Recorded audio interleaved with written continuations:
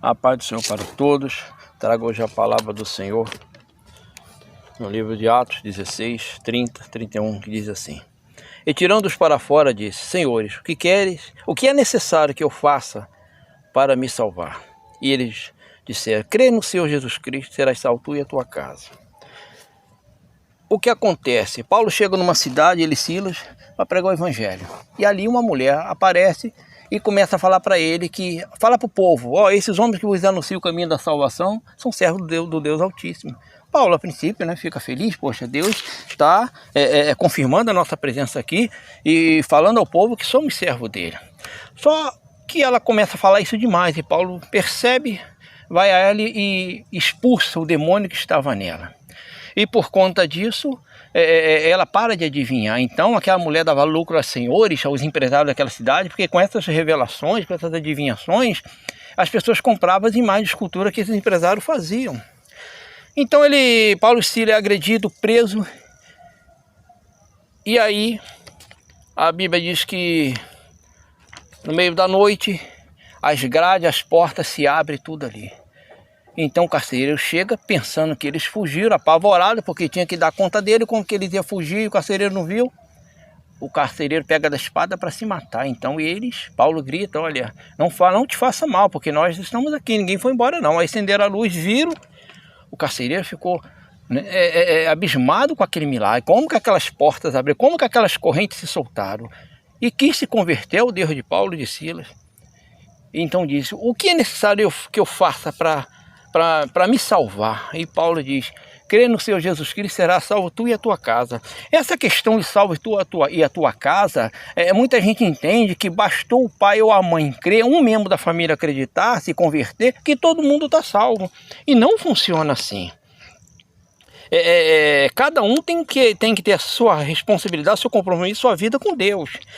O que Paulo estava dizendo, que através dele, dando um testemunho verdadeiro de cristão, não uns cristãos picareta, que igual muitos que nem por aí, mas um cristão legítimo, genuíno, a família dele iriam seguir os caminhos que ele estava seguindo. Ele dando um bom exemplo, ele sendo uma luz dentro daquela casa. Quando acendeu a luz, ele viu o milagre, entendeu? Ele seria aquela luz que chegaria naquela casa da família, casa dele, e o povo ia olhar e falar: meu pai está diferente, meu esposo está diferente, porque houve uma mudança, houve uma transformação. Era isso que Paulo estava falando, e Paulo não estava dizendo que o fato dele aceitar Jesus, todo mundo estava salvo, não.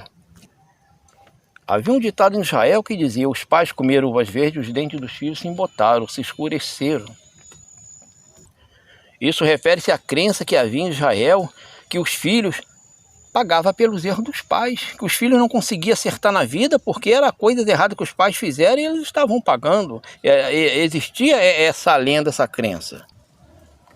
Em Deuteronômio 24:16 diz assim: os pais não morrerão pelos filhos, nem os filhos pelos pais. Cada um morrerá pelo seu pecado. Cada um de nós vai colher o que plantamos. Se é bem, vai colher bem. Se é ruim, vai colher coisas ruins.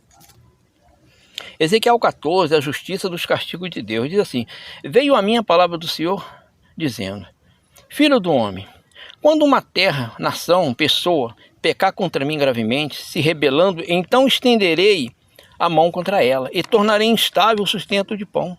Enviarei contra ela fome, e arrancarei dela homens e animais, ainda que estivesse no meio dela estes 3 homens, Noé, Daniel e Jó. Eles, pela sua justiça, livrariam apenas a sua alma, diz o Senhor.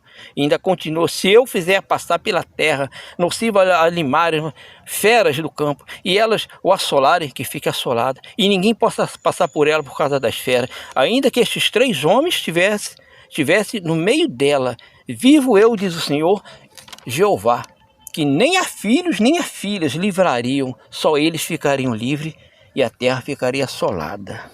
Jó, Daniel, Noé não salvaria os próprios filhos, ele salvaria a vida deles por conta da vida justa com Deus, por conta da vida sincera, reta na presença de Deus. Isso deixa mais claro, sem dúvida nenhuma, que pai não salva filhos, filho não salva pai. A gente, dando o nosso exemplo de vida, sendo luz dentro da nossa família, a gente tem a oportunidade de ajudar eles a encontrar o caminho. Mas isso não é regra, nem sempre isso acontece, por mais que os pais não se sentiram culpados, por mais que os pais deem exemplo, esteja ali na presença de Deus firme, muitas das vezes os filhos não querem nada com Deus e muitas das vezes se perdem. Mas quando os pais não dão o exemplo, já é um motivo para se sentir culpado, porque pelo menos deveria ter tentado, né? E se mantém em posição para a própria salvação. Então essa palavra do Senhor, não vamos confiar nas pessoas para salvar a gente. Aquela igreja, o pastor é muito usado, eu vou ficar lá com você salvo. Se você não tiver vida com Deus, você não vai ser salvo coisa nenhuma, e muito menos abençoado. Vai levar uma vida miserável, muitas das vezes leva, ou desonesta para poder ter as coisas, ou mas o cara é trabalhador, a pessoa ela é trabalhadora, vai conseguir o que trabalhou, né? Eu quero dizer que muitas das vezes, né, as bênçãos fluem sobre a vida da pessoa por conta da vida com Deus. Muitas das vezes as pessoas alcançam por seus próprios méritos, isso é independente, né? Mas o forte nisso aí é que a salvação se conquista reconhecendo o sacrifício de Jesus, estando na presença de Jesus, andando nos caminhos dele com sinceridade, com verdade, amando o próximo como a si mesmo. Esse é o caminho de Deus. Então, para que você não fique perdendo tempo, não confie no que dizem por aí, porque pai não salva filho, filho não salva pai. Cada um tem que ter a sua vida particular com Deus.